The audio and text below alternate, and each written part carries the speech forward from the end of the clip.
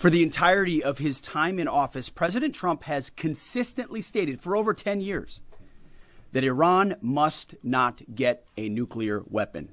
Full stop.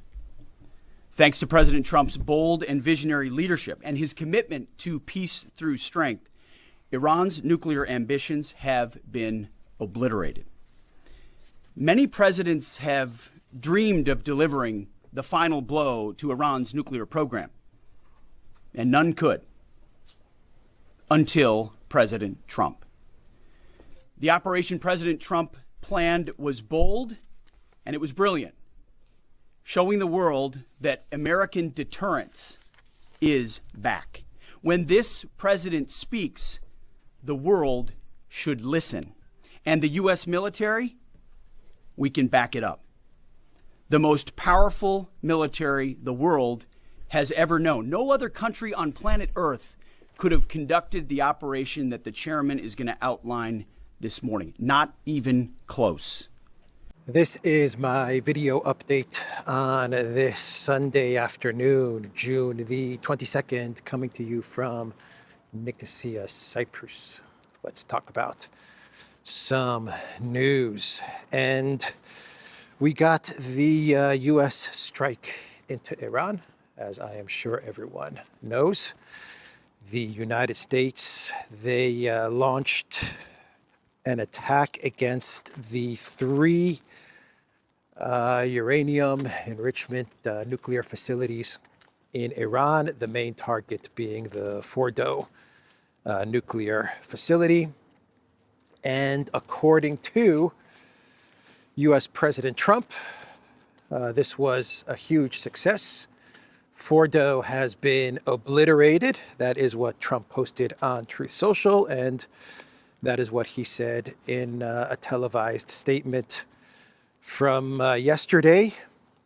According to sources in Iran, the damage is not as extensive or as catastrophic as the Trump administration is presenting it. And the IAEA has come out with a statement saying that they do not see a sign of contamination, no signs of contamination at its nuclear sites at Isfahan, Fordow, and Natanz after the U.S. bombing, according to the IAEA. And this is also what Iran has said, according to the Associated Press. The latest from the IAEA, no contamination or elevated radiation levels recorded off-site after nuclear sites struck by the U.S. So Iran and the IAEA are saying the same thing. So that's the situation. We just had the Pentagon press briefing on the strike. And the Pentagon, they said that this was a success. They said it was a success, but they need a couple of days for a battle destruction assessment, right? A BDA, battle destruction assessment, I think the Pentagon said. Pete Hegseth was at this press briefing. And they described the complexities of the operation, that it was very much a surprise, and decoys were used, and a lot of coordination amongst the various branches of the U.S. military.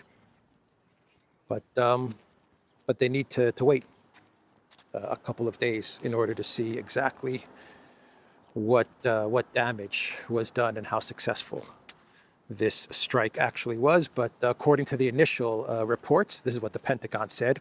According to the initial reports, it looks like this was a success. We're going to have to wait and see exactly what the outcome of this strike was. From the Iranian side, they're making it out as if this was not as big a hit as Trump is making it out to be, and Trump is making it out to be that like this was the single greatest military achievement in all of military history. That is pretty much how Trump is framing this. We are getting reports that Iran had evacuated these areas. I believe even the Pentagon said as much. Pete Hegseth said as much. There was no personnel, no people, no civilians, no military. He said there was no air defense that tried to go after any of the U.S. military as they were conducting this operation. Nothing like that happened. It was the U.S. allegedly just flying over these sites, hitting these sites, and leaving. And Iran had evacuated everything at these facilities in anticipation of these strikes, and that was that. Hegseth said in his briefing that this is limited. Reporters asked him if regime change is still on, and Hegseth said this is not about regime change. This was a limited strike. The president's orders were for a limited strike to take out the nuclear facilities, not about regime change. The Trump administration is saying that this is not about regime change at all. This is a limited operation. This is a type of one-off. I believe they even told CNN that this is a one-off. This is a one strike, and we don't want to continue to escalate. But they did say that if Iran retaliates against U.S. military assets, then obviously the United States says they will retaliate against Iran.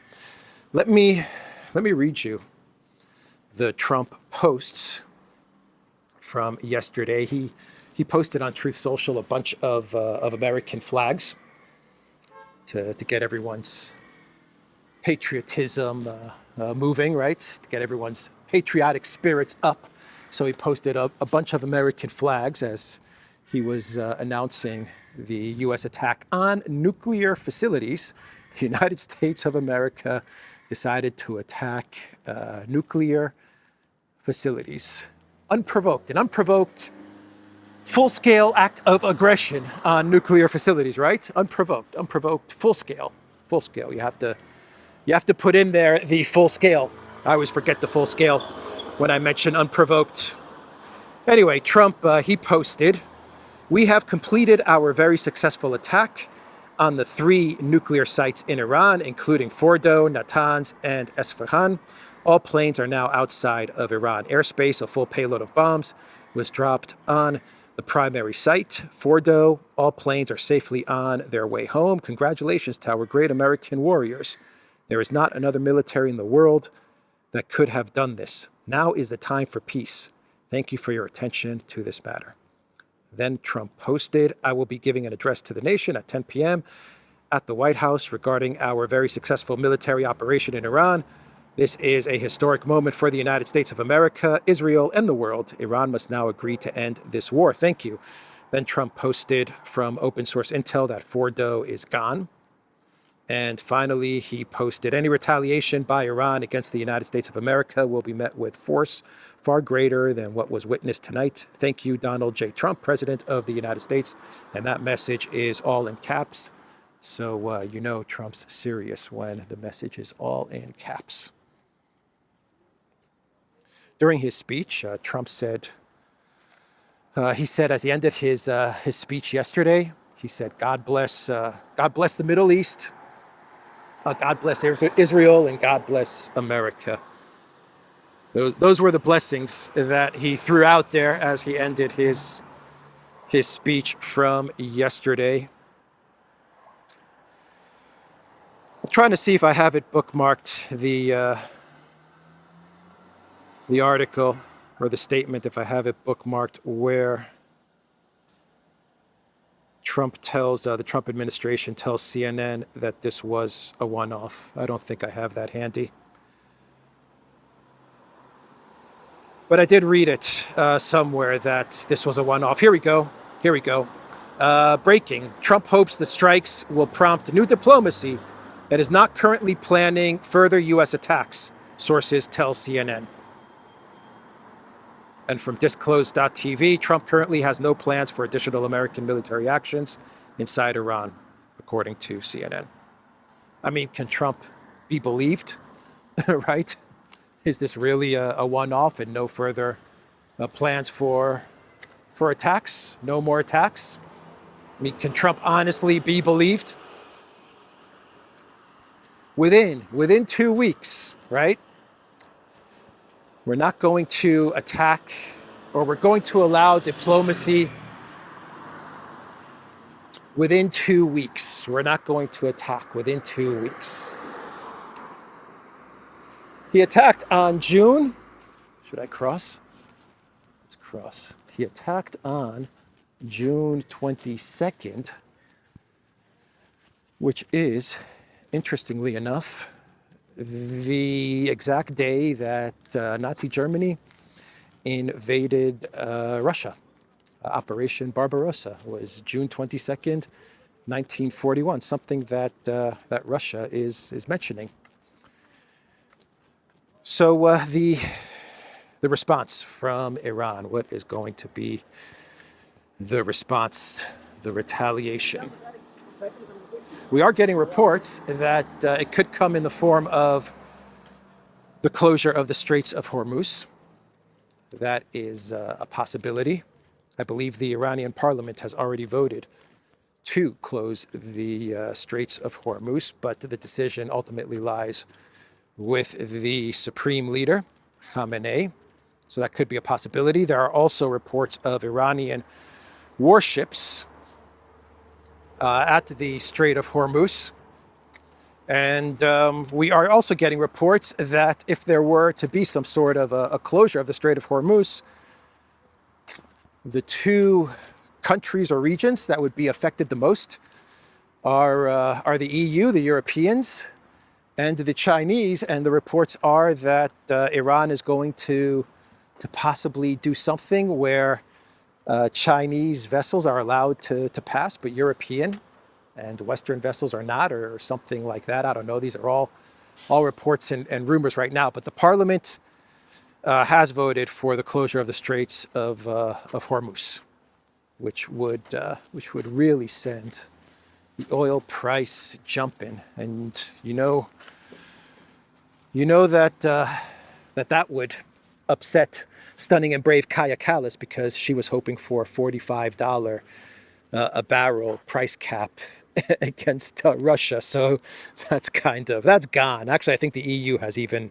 scrapped that entire idea of the $45 oil price cap. That is where we are. We're going to see what the retaliation will be.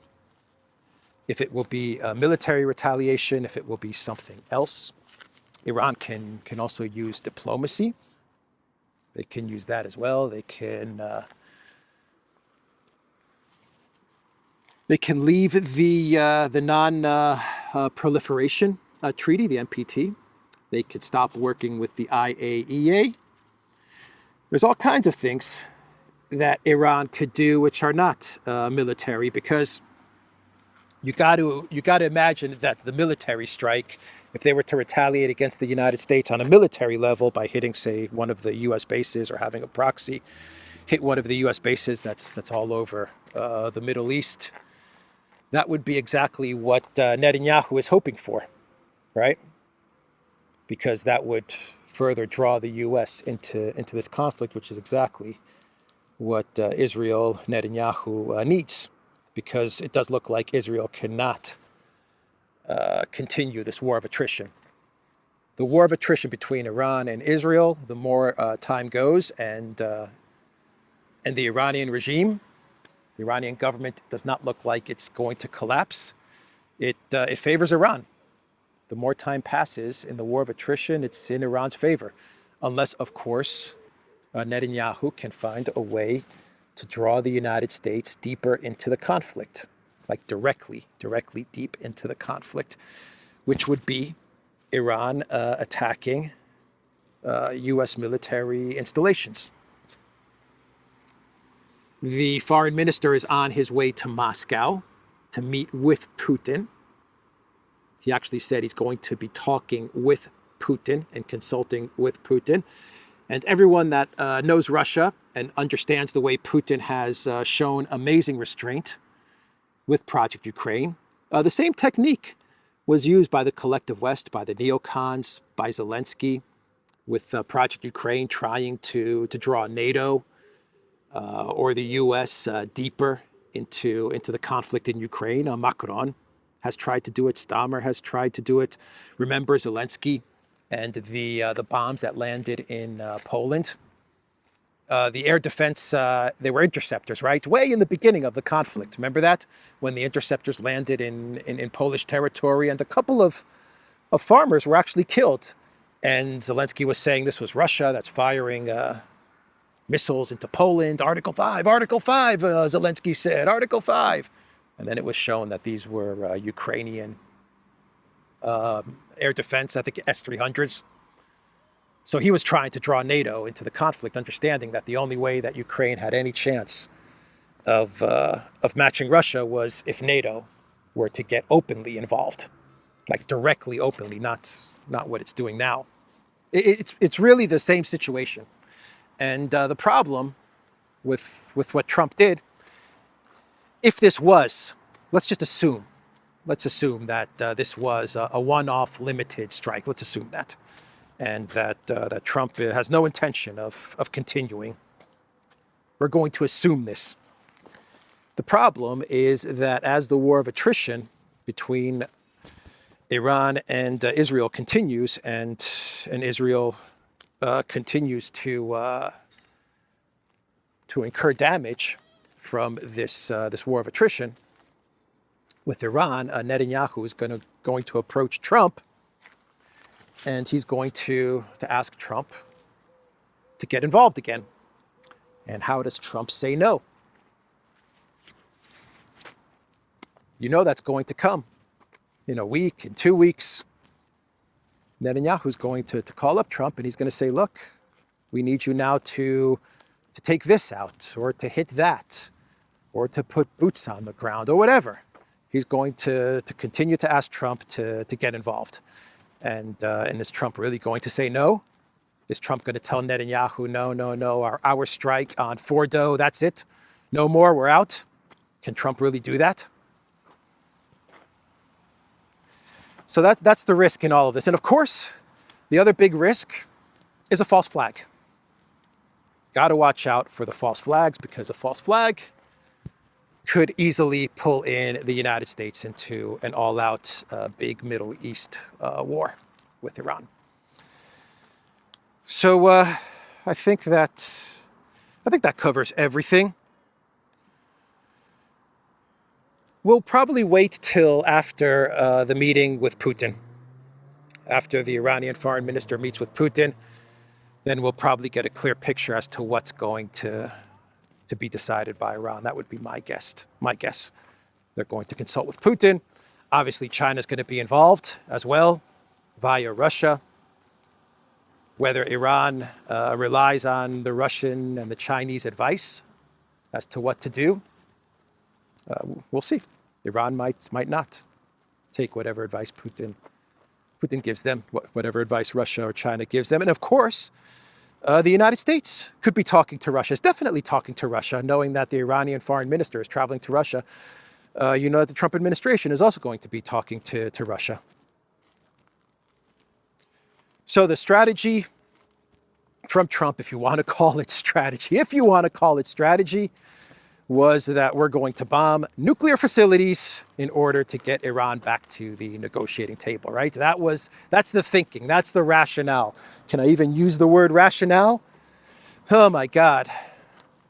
We're going to hit the nuclear facilities and now we want Iran back at the negotiating table. How that happens, how that works, I don't know how that works on this planet, but maybe in other planets, that's how things go. But on planet Earth, I don't think stuff like that works. You bomb someone, you bomb their nuclear facilities so that you can get them back to the table to talk about their nuclear facilities. That's the statements that we're getting from the Trump administration.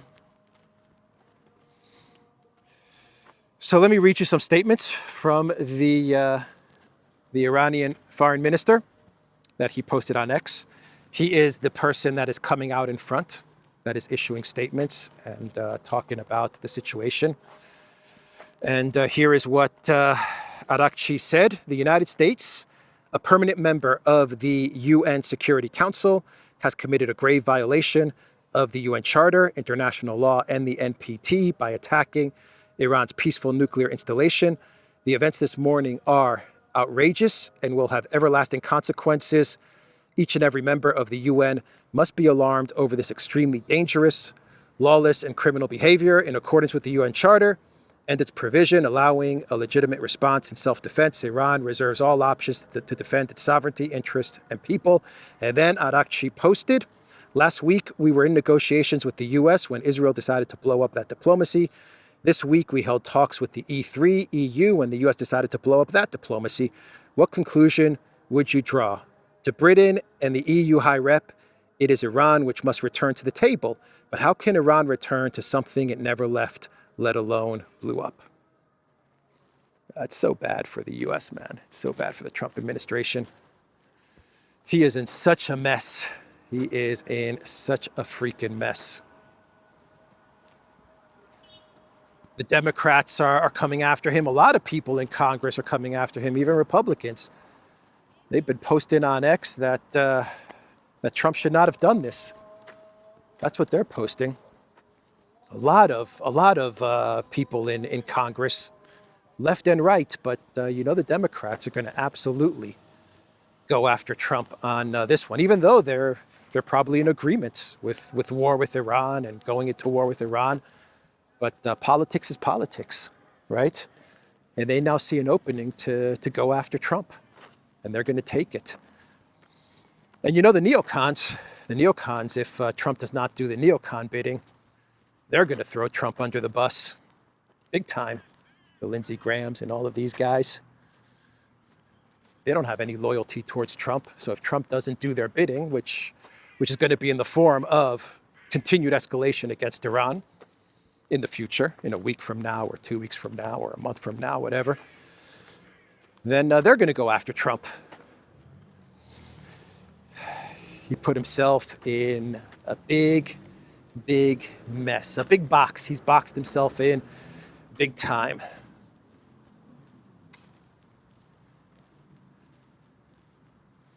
Anyway, that is the situation. I don't think I need to say any more about that. I could mention that the Houthis, they are now in this war. The Houthis came out with an announcement, and they said that Yemen will resume targeting U.S. warships in the Red Sea if Washington intervenes militarily in support of Israel against Iran. That has happened. The attack against Iran from the United States has happened, so the Houthis now are going to be hitting ships, as they were hitting ships a few months ago.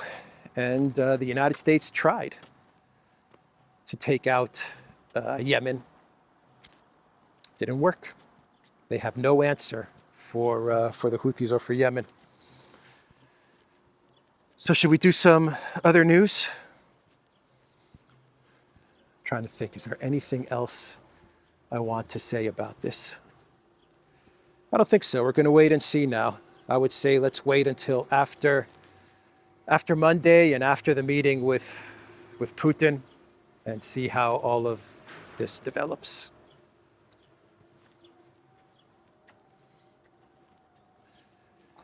So in Cyprus, let's talk about what's going on in Cyprus, right, from all of this. There was a report yesterday from The Guardian, which was referencing a report from a fairly big Cyprus newspaper called File News. And they were reporting that there was an arrest of an individual. Now, The Guardian says this guy was British, but File News, the Cyprus media channel, is saying that this guy was from Azerbaijan. And the report is that He was going around the UK sovereign air bases. Now, these air bases in Akrotiri and in other parts of Cyprus, these air bases are sovereign British territory. This is UK territory. It's not Cyprus territory, right? I've said this before in a video that I recorded a couple of months ago when talking about these bases. I've actually been to outside one of the bases in Limassol in Akrotiri. And when you're in this area, you're in the UK effectively, right? But this guy was going around these bases, outside of these bases, walking around, and according to the reports, he had a telephoto lens and camera and a notebook, and he was walking around taking notes from April, going to these bases, multiple trips to all of these bases, these UK bases, and basically, according to the reports, he was surveilling them. That's what they say. And he got captured, he got arrested, he got arrested. And the authorities are saying that he has connections to the Iranian Republican Guard. And that what he was planning, according to the reports, are that he was planning some sort of a terrorist operation or something like that at these bases. The Guardian says Britain arrested for alleged terrorism offenses and spying on RAF base in Cyprus. And the File News says terrorism suspect photographed military bases and kept notes. Authorities arrested an Azerbaijani man on Friday on terrorism charges following intelligence that he was planning an imminent terrorist attack, with the suspect appearing before Limassol District Court on Friday morning for a detention hearing. So we're not talking about some sort of a strike, a missile strike or something at these UK bases, God forbid. But and if it would be a missile strike on the UK bases, we're talking a strike against the UK, not a strike against Cyprus. Always keep that in mind, but that is something that we do not want. And what we're talking about is, according to these reports, was some sort of terrorist plot that this guy allegedly was cooking up. But Cyprus says he's from Azerbaijan. The UK says he's British. Who knows? So that's the deal with what's happening with Cyprus. What else? What else should we talk about? Keith Kellogg was in Belarus. Trump's Ukraine-Russia envoy, Mr. Ceasefire, 30-day ceasefire, DMZ, demilitarized zone, Keith Kellogg. He actually made a trip to Belarus and he met with Lukashenko, and the results of that trip were that I believe 14 prisoners were released by Lukashenko. The most notable one of the prisoners, and the most notable prisoners that was released was Tikhanovsky, not Tikhanovskaya. Tikhanovskaya is his wife, Svetlana Tikhanovskaya. She's Juan Guaido number 2. So her husband was the original opposition leader against Lukashenko. And allegedly he started all of the protests, or he helped organize many of the color revolution protests against Lukashenko way back many years ago. And Lukashenko arrested him, and then his wife took over, Svetlana Tikhanovskaya. So Tikhanovsky was released, and now I believe he is with his wife in Lithuania or Latvia or Estonia or Poland or somewhere like that. But that was the result of the Keith Kellogg meeting with Lukashenko. The rumor is that in exchange for the release of these prisoners and Tikhanovsky, the opposition leader, that Belarus is going to get some sanctions relief from the United States. Those are the rumors that we are hearing. Yeah, his wife, Svetlana Tikhanovskaya, Juan Guaido number 2. She took over for her husband, and then she was the color revolution regime change face for Belarus, and the EU got behind her as the legitimate president of Belarus. That's what they were saying. She's the legitimate president of Belarus, Svetlana Tikhanovskaya, right? Just like Juan Guaido, the original Juan Guaido number one, is the original, he is the legitimate president of Venezuela, right? Juan Guaido, number one. Juan Guaido, number two, Svetlana Tikhanovskaya. I believe Yolanda Navalnaya, she is Juan Guaido, number three. And Juan Guaido, number four, is Reza Pahlavi, the son of the Shah of Iran, right? He is Juan Guaido, number four. So we have four iterations of Juan Guaido. And yesterday, the husband of the second iteration of Juan Guaido was released by Lukashenko. So let's do a clown world and we'll wrap up this video.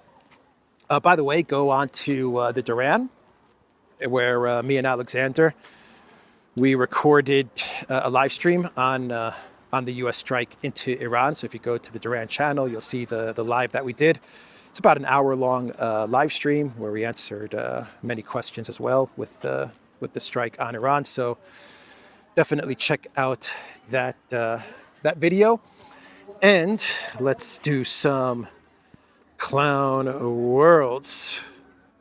And the first clown world is from a day ago, right before the U.S. strike into Iran. CNN ran a report where the CNN journalists were talking, the Fox journalists, not CNN, sorry, CNN, Fox journalists.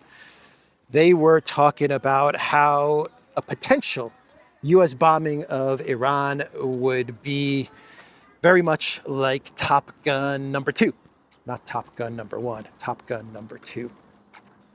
That's what they said the U.S. bombing of Iran was going to be like, similar to Top Gun number 2. I actually believe Top Gun number 2, I don't remember the movie, but didn't Top Gun number 2, wasn't that about hitting some sort of a nuclear facility or something along those lines?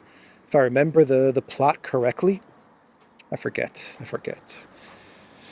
Anyway, they said it's like Top Gun. That's what the bombing's going to be like Top Gun.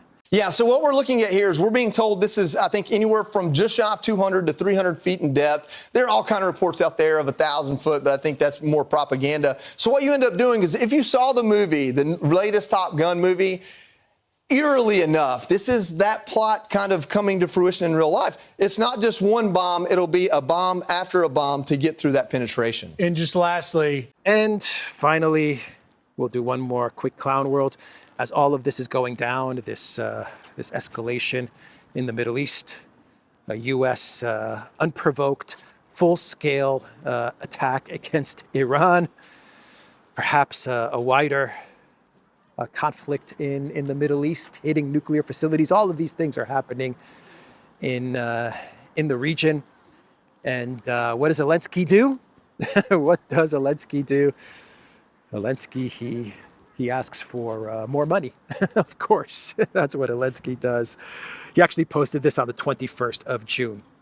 He posted, this year alone, 43 billion has been allocated to support Ukraine's defense industry. Next year, we call on each ally to allocate 0.25% of their GDP for this, because supporting Ukraine's defense means supporting Europe's security.